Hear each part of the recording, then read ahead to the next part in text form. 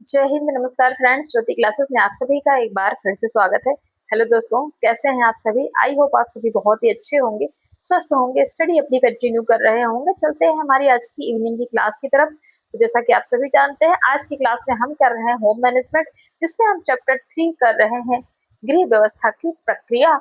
और इसी के अंतर्गत आज हम करेंगे गृह प्रबंधन प्रक्रिया के चरण। जैसे कि आप स्क्रीन पर देख पा रहे होंगे, हम इसको पढ़ने वाले हैं। बट इसको स्टार्ट करने से पहले आप सभी से रिक्वेस्ट है, यदि आप चैनल पर फर्स्ट टाइम विजिट किए हैं, चैनल को लाइक शेयर और सब्सक्राइब करें, अपना फीडबैक हमें प्रोवाइड कराएं और इस क्लास को जितना भी हो सके हमारे जितने भी लर्नर्स हैं उन सभी के पास शेयर करें, ताकि वो भी हमारे साथ जुड़ के अपने स्टडी कंटिन्यू कर सके। तो स्टार्ट करते हैं आज की क्लास।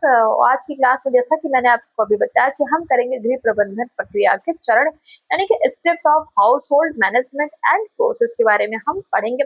बट इसको स्टार्ट करने से पहले प्रीवियस क्लास में हमने क्या पढ़ा है एक बार क्विक रिवीजन कर लेते हैं। जो हमारी आज सुबह 9 बजे ही क्लास हुई है, 9 बजे जो हमारी मॉर्निंग में क्लास होती है, उसी में हमने क्या पढ़ा है एक बार उसका क्विक रिवीजन कर लेते हैं, देन चलते हैं हमारे आज की टॉपिक की तरफ।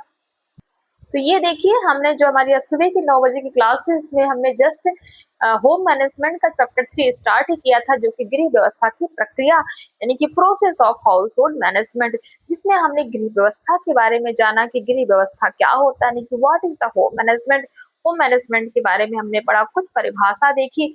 फिर हमने क्या देखा, गृह व्यवस्था की प्रक्रिया के बारे में हमने देखा, जिसमें हमारे प्रसिद्ध वैज्ञानिक हैं जिन्होंने से निखिल एवं डार्सी ने गृह व्यवस्था के बारे में क्या लिखा। तो पारिवारिक लक्ष्यों की प्राप्ति के लिए पारिवारिक साधनों का उपयोग किया जाता है, जिसमें नियोजन करना, नियंत्रण करना एवं मूल्यांकन करना आते हैं। उसी को क्या कहते हैं? प्रबंधन की प्रक्रिया कहते हैं। ये कौन कहता है? हमारे प्रसिद्ध विद्वान कौन? निकेल एवं डार्सी। तो ऐसे ही जो है हमने और सारे हमारे कई सारे वैज्ञानिक है जिन्होंने प्रबंधन प्रक्रिया के बारे में हमने बताया। ये सारी चीजें हमने जो है आज प्रीवियस क्लास में डिस्कस किया। और इसमें देख लीजिए, प्रबंधन प्रक्रिया को आप आरेख द्वारा भी समझ सकते हैं। जो कुछ हमने पढ़ा है वो आप एक नजर के माध्यम से इसको अच्छी तरीके से समझ सकते हैं। तो ये सारी चीजें हमने जो है डिस्कस की आज की मॉर्निंग की क्लास। आई होप आज की क्लास का रिवीजन आपका हो गया होगा। तो स्टार्ट करते हैं हमारे गृह प्रबंधन प्रक्रिया के चरण। हमने गृह व्यवस्था जान लिया, गृह प्रबंधन प्रक्रिया क्या होती है वो सब हमने समझ लिया। बट इसके चरण यानी कि steps of house hold management process तो देखते हैं। गृह प्रबंधन प्रक्रिया के मुख्य कितने चरण है? 4 चरण है, आपको पता होना चाहिए। गृह प्रबंधन के जो मुख्य चरण है कितने हैं? 4 हैं। ये चार चरण एक दूसरे पर आधारित एवं अंतर संबंधित है। एक चरण का प्रभाव निश्चित रूप से दूसरे, तीसरे एवं चौथे चरण पर पड़ता है। जैसा कि आप देख सकते हैं, 4 चरण कौन कौन से? पहला, नियोजन या योजना बनाना, जिसको हम क्या कहते हैं? प्लानिंग। पहले भी हम इसके बारे में पढ़ चुके हैं। हमारी जो सीरीज चल रही थी क्लास 6 से 12 की, आई होप आपने उस सीरीज को देखा होगा। बहुत ही इंपॉर्टेंट है बेसिक्स नॉलेज के लिए, उसमें आप जा करके देख सकते हैं। तो उसमें जितनी भी हमने क्लास पढ़ी थी, लगभग लगभग हमने सारी ही क्लास में जो है इस चरण के बारे में डिस्कस किया हुआ। दूसरा, संगठन यानी कि ऑर्गेनाइजेशन क्या है, इसको भी हमने डिटेल में आपको पढ़ाया है। तीसरा, नियंत्रण यानी कि कंट्रोलिंग क्या होती है। चौथा जो चरण है, मूल्यांकन अर्थात इवेल्युएशन। यानी कि जो चारों चरण है इनको डिटेल में हमने आपको पढ़ाया हुआ है। आप जाकर के प्लेलिस्ट में देखिए, इसलिए आपको एक क्लास मिल जाएगी। तो ये देखते हैं जो पहला जो हमारा चरण है, नियोजन या योजना बनाना क्या होता है। तो प्रबंधन प्रक्रिया का प्रथम चरण क्या है? योजना बनाना। जब भी हम कोई काम करना चाहते हैं, कोई हमारा लक्ष्य होता है, कोई गोल को हम अचीव करना चाहते हैं, तो उसके पहले हम क्या करते हैं? उसको करने के लिए हम क्या करते हैं? योजना बनाते हैं, यानी कि प्लानिंग करते हैं कि इस काम को कैसे करना है। यह सभी चरणों में सर्वाधिक महत्वपूर्ण एवं आवश्यक है। जी हाँ, क्यों आवश्यक है? क्योंकि जब तक आप कोई प्लानिंग नहीं करेंगे, तब तक आप अपने लक्ष्य तक कैसे पहुंच सकते हैं। इसीलिए जो क्या है, जितने हमारे 4 चरण है उसमें सबसे अधिक ये महत्वपूर्ण है। इसके बिना प्रबंधन प्रक्रिया की सफलता की कामना नहीं की जा सकती। बिना योजना के कार्य शुरू करना अंधेरे में तीर मारना या तुक्का लगाना जैसा होगा, जिससे केवल भ्रम, शंकाएं एवं अव्यवस्थाएं ही उत्पन्न होंगी। इसमें कोई दो मत नहीं कि सोच समझकर, सूझबूझ के साथ योजना बनाकर कार्य करने से निश्चित ही सफलता चरण चूमती है तथा परिणाम आशाजनक, सुखद एवं संतोषप्रद होते हैं। योजना को समझने के लिए थोड़ा इसके विषय में जानना जरूरी है। योजना का शाब्दिक अर्थ होता है क्या? किसी वांछित उद्देश्यों की प्राप्ति के लिए पहले से ही कार्यक्रम की रूपरेखा तैयार करना है। जैसा कि अभी हमने आपको बताया, निर्धारित लक्ष्यों उद्देश्यों की प्राप्ति के लिए भविष्य में क्या करना है, कब करना है, किसे करना है, क्यों करना है और कहाँ किए जाना है, इसके लिए क्या करना है, इसके लिए किए जाना है, इन सभी के लिए क्या करना है, तो आपको योजना बनानी है। आदि प्रश्नों का पूर्व निर्धारण ही क्या है, नियोजन यानी कि प्लानिंग या योजना बनाना है। जब तक प्रश्न दिमाग में नहीं होंगे तब तक हाल विकल्प ढूंढने का प्रयास नहीं किया जाएगा और ना ही उच्च श्रेणी के लाभदायक परिणाम ही मिलते हैं। जैसे आप सपोज उदाहरण के लिए समझिए, जैसे आपको मॉर्निंग में ट्रेवल करना है, आपको डेली जाना है जैसे मतलब आपने सोचा कि मुझे कल डेली जाना है, तो डेली जाने के लिए आप ऐसे तो है नहीं कि बस आपने सोच लिया और सो के उठ गया डेली चले गए, ऐसा तो है नहीं। तो डेली जाने के लिए आपको क्या करोगे भाई, आपको डेली जाना है तो आप उसके लिए क्या करोगे, उसके लिए आप प्लानिंग करोगे। हाँ मुझे दिल्ली जाना है, तो उसके लिए मुझे क्या करना है, कौन सी ट्रेन पकड़नी है, ट्रेन अच्छी होगी या फिर फ्लाइट से जाना ज्यादा, जैसे आपका डिस्टेंस होगा फ्लाइट आपको लेना है, आपको कितने दिन के लिए जाना, आपको पैकिंग किस हिसाब से करनी है, तो ये सब क्या है, यही है प्लानिंग।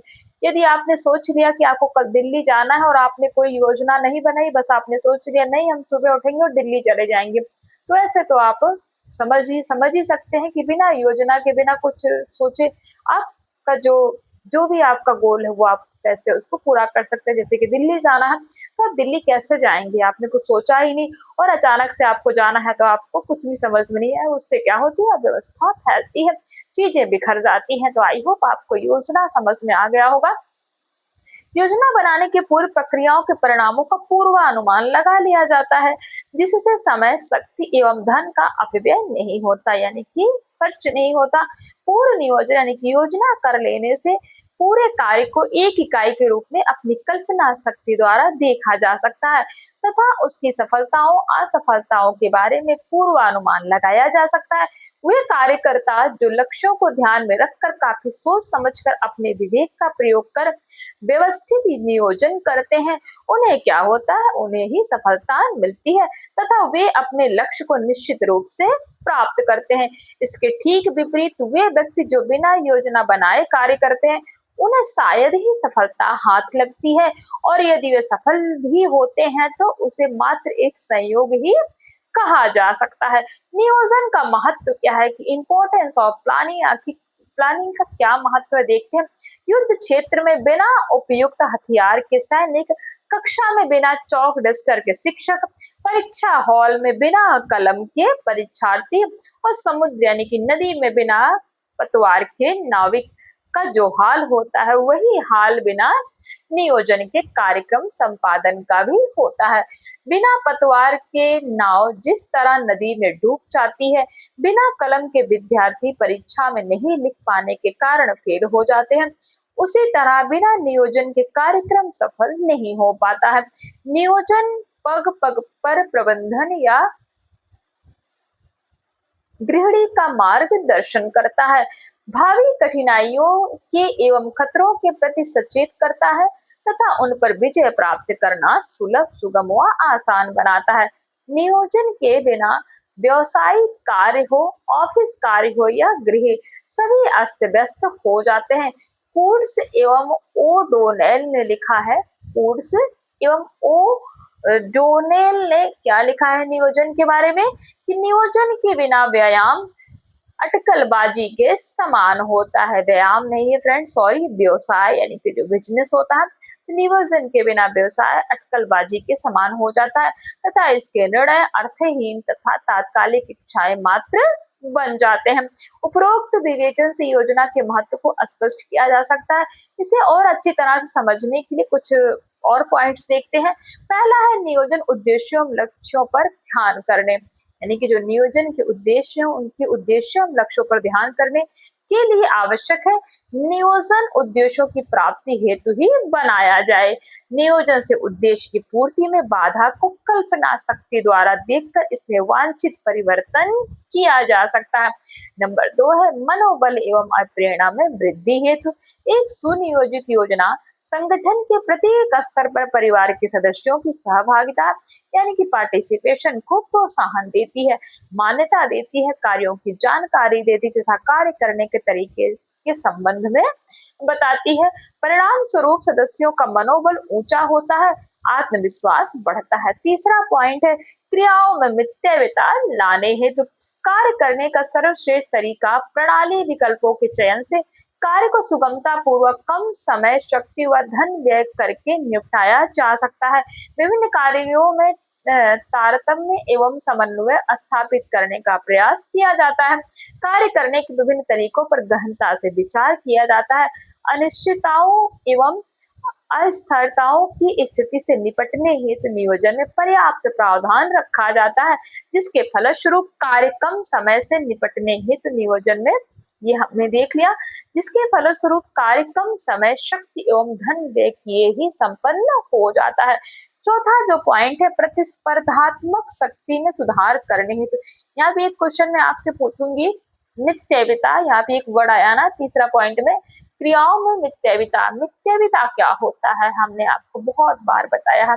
इनफैक्ट जब हम सीरीज कर रहे थे क्लास 6 से 12 तक की, तो उसमें हमने मितव्ययिता पर बहुत ही डिटेल में आपको एक्सप्लेन किया था।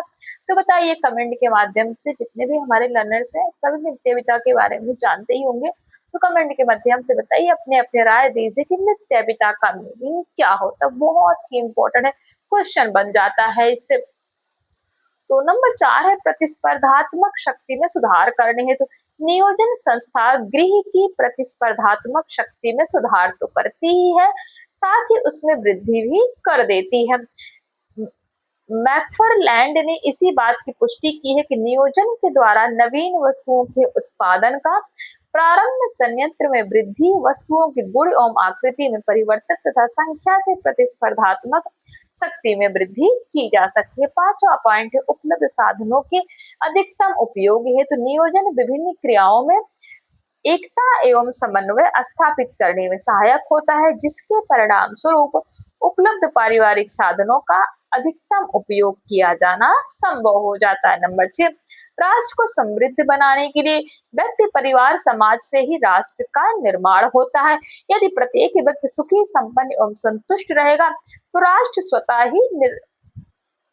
का स्वतः ही निर्माण होता रहेगा, उन्नति के शिखर को प्राप्त कर लेगा। परंतु यह सब तभी संभव है जबकि प्रत्येक व्यक्ति अपने धन, समय एवं शक्ति का अधिकतम उपयोग सही दिशा में करे, नियोजित तरीके से कार्य करे। नंबर 7 है उतावले निर्णयों पर रोक लगाने के लिए कई बार गृहिणी मुखिया जल्दीबाजी में घबराहट के कारण वैसे निर्णय ले लेते हैं जो वास्तव में उन्हें असफलता की ओर ले जाते हैं, विकास मार्ग में कठिनाइयां उत्पन्न करते हैं, अतः नियोजन से उतावले निर्णयों पर रोक लगती है। लुइस ए एलन ने इसी बात की पुष्टि की है कि नियोजन के माध्यम से उतावले निर्णयों और अटकलबाजियों को समाप्त किया जा सकता। उतावले मतलब जल्दबाजी में किया गया कार्य। नंबर 8 है विभिन्न कार्यों में एकता एवं समन्वय स्थापित करने हेतु पारिवारिक लक्ष्यों व उद्देश्यों की प्राप्ति हेतु गृह कार्यों को किया जाता है। इन क्रियाओं के मध्य जब तक एकता एवं समन्वय स्थापित नहीं किया जाएगा तब तक कार्य संपन्न नहीं होंगे और व्यक्ति परिवार लक्ष्यों को प्राप्त नहीं कर सकेगा। विभिन्न क्रियाओं के मध्य प्रभावी एकता एवं समन्वय स्थापित करने का कार्य नियोजन द्वारा संपन्न किया जाता है। इसके साथ ही इस बात पर भी विशेष रूप से ध्यान दिया जाता है कि कहीं एक ही काम को पुनः पुनः यानी कि बार बार ना दोहराया जाए तथा विभिन्न क्रियाओं के मध्य कहीं टकराव ना उत्पन्न हो जाए। यदि दुर्भाग्यवश ऐसा होता है तो निर्धारित लक्ष्य को व्यक्ति परिवार नहीं प्राप्त कर सकेगा, अतः कार्यों में एकता एवं समन्वय स्थापित करने में नियोजन का महत्वपूर्ण स्थान है। नंबर 9 है भावी अनिश्चितता एवं परिवर्तनों का सामना करने के लिए। भविष्य अनिश्चित है, कल क्या होगा किसी को कुछ मालूम नहीं। यदि इस दृष्टि से देखा जाए तो नियोजन का महत्व ही शून्य हो जाता है, परंतु भविष्य में कार्य को सफलता पूर्वक करने के लिए नियोजन की जरूरत पड़ती है। प्रसिद्ध विद्वान एलन ने क्या कहा, नियोजन भविष्य को पकड़ने के लिए बनाया गया क्या है, पिंजरा है। किसने कहा है? ये किसका स्टेटमेंट है? तो ये स्टेटमेंट है एलन का। तो ये हमने कुछ पॉइंट्स देखे किसके लिए? नियोजन को अच्छी तरीके से समझने के लिए। आई होप इन पॉइंट्स के माध्यम से आप नियोजन को भली भांति समझ गए होंगे। एक बार क्विक रिवीजन कर लेते हैं कि अभी हमने जस्ट क्या पढ़ा, देन इस क्लास को स्टॉप करते हैं। फ्रेंड्स, अभी जस्ट हमने देखा गृह प्रबंधन के चरण, इसमें हमने 4 प्रबंधन के बारे में समझा, जो कि आपको स्क्रीन पर ये दिख पा रहे होंगे। नियोजन, संगठन, नियंत्रण एवं मूल्यांकन। नियोजन को हमने अच्छी तरीके से पढ़ा, नियोजन का महत्व देखा। तो नियोजन के महत्व को हमने कुछ पॉइंट्स के माध्यम से समझा। पहला, नियोजन उद्देश्यों लक्ष्यों पर ध्यान करने के लिए आवश्यक है। दूसरा, मनोबल एवं प्रेरणा में वृद्धि है। तो तीसरा पॉइंट हमने देखा, क्रियाओं में मितव्ययिता लाने हेतु। चौथा पॉइंट, प्रतिस्पर्धात्मक यानी कि कॉम्पिटिशन जिसको कहते हैं, तो प्रतिस्पर्धात्मक शक्ति में सुधार करने हैं। तो फिफ्थ पॉइंट देखा, उपलब्ध साधनों के अधिकतम उपयोग हेतु। और नंबर 6 देखा, राष्ट्र को समृद्ध बनाने के लिए। पॉइंट 7 देखा, उतावले निर्णयों पर रोक लगाने के लिए। पॉइंट 8, विभिन्न कार्यों में एकता एवं समन्वय स्थापित करने हेतु। पॉइंट 9, भावी अनिश्चितता एवं परिवर्तनों का सामना करने के लिए। तो ये सारी चीजें हमने किसके लिए पढ़ी? नियंत्रण के महत्व को अच्छी तरीके से स्पष्ट करने के लिए। आई होप आज की क्लास आपको समझ में आई होगी। फिर भी कहीं किसी वर्ड, किसी भी स्टेटमेंट में कहीं कोई डाउट रह जाता है तो आप कमेंट के माध्यम से पूछ सकते हैं, आपकी हर एक क्वेरी सॉल्व की जाएगी।